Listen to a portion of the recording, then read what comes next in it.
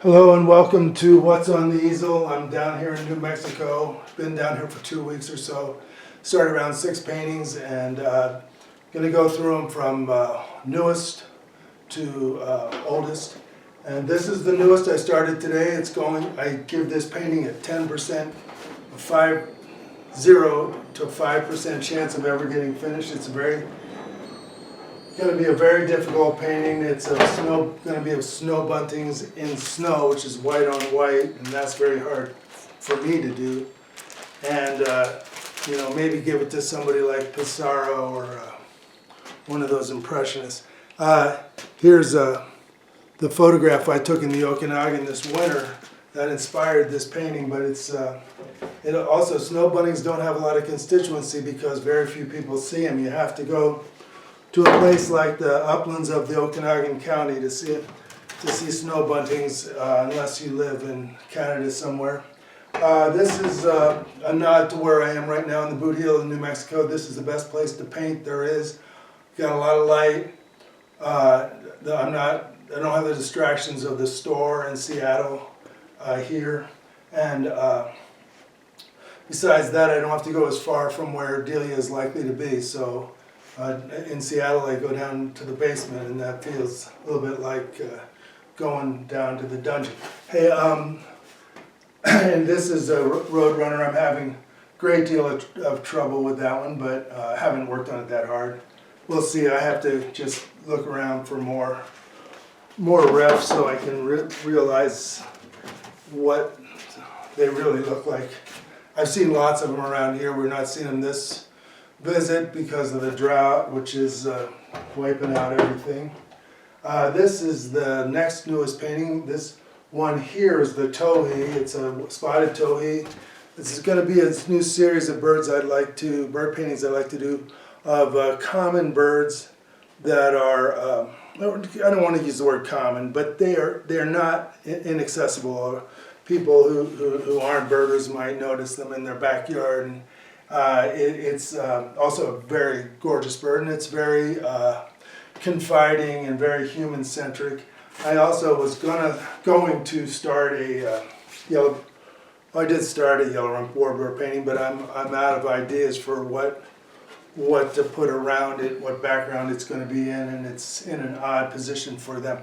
It's a very accurate position because I'm working from my own photo, and it's in that position, but it's not characteristic. So whether that one ever goes anywhere, we'll see.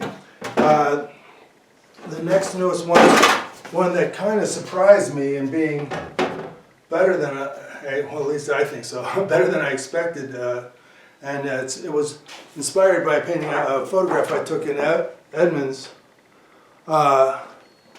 this winter up at the ferry dock. And this is a surf scoter. Has been a very abundant duck in the Puget Sound. Its numbers are dwindling terribly, no doubt because of droughts. And it lives in the taiga across Canada, in wetlands in the taiga, and they're getting hammered, I'm sure, and just like everything else. And but this is a male, and this is a female preening, and then I have another male to show the back white patch. They've got a white square on the back of their neck, which is very interesting looking.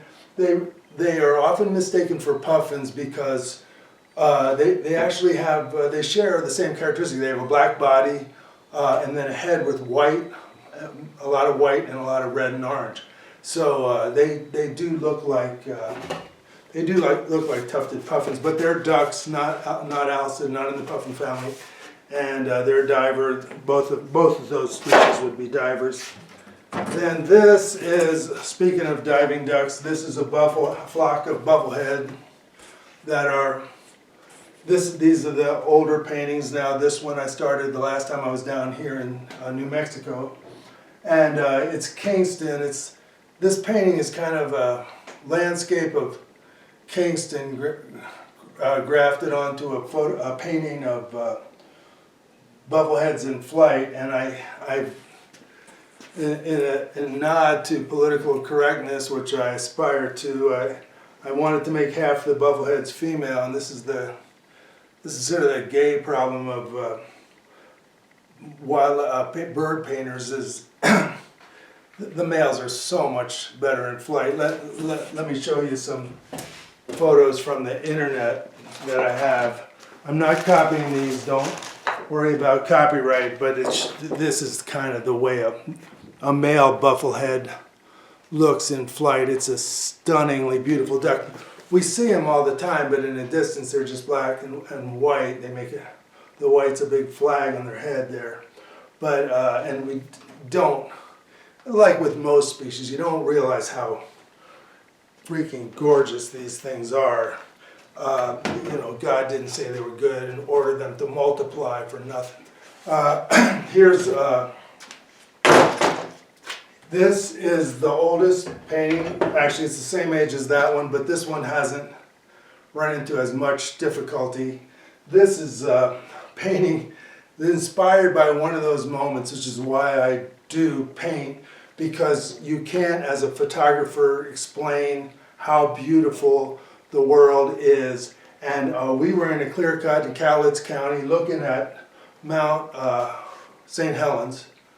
And on a high ridge, there was a clear cut here. And Delia, my wife, this is my spouse, Delia, saw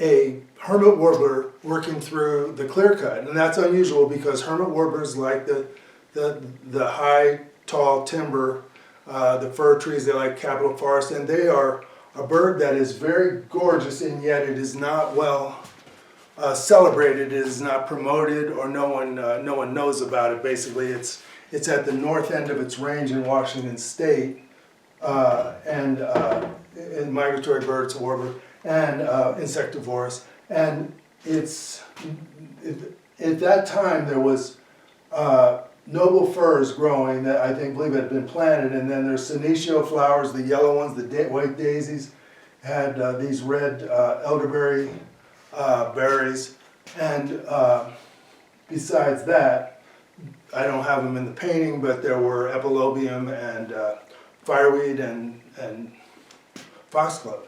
So it was just a burst of color, it was a riot of color, and this hermit warbler took off flying high into the sky, well, towards the trees that were still standing on the other side of the road, and you could see in the bright sun its yellow head, its black throat, white on the wings. It was just a gorgeous sight, and yet I didn't get a photograph, and no one could have. And I encapsulated the combination of all this color and the Mount St. Helens and this bird in this painting. And I hope I'm succeeding at it, because I really was moved by that event. Anyway, that was that summer. Hey, well, this is what's on the easel. That's what's on the easel. Have a wonderful, my store is at Pike Place Market, Seattle, downtown Seattle. Have a great day.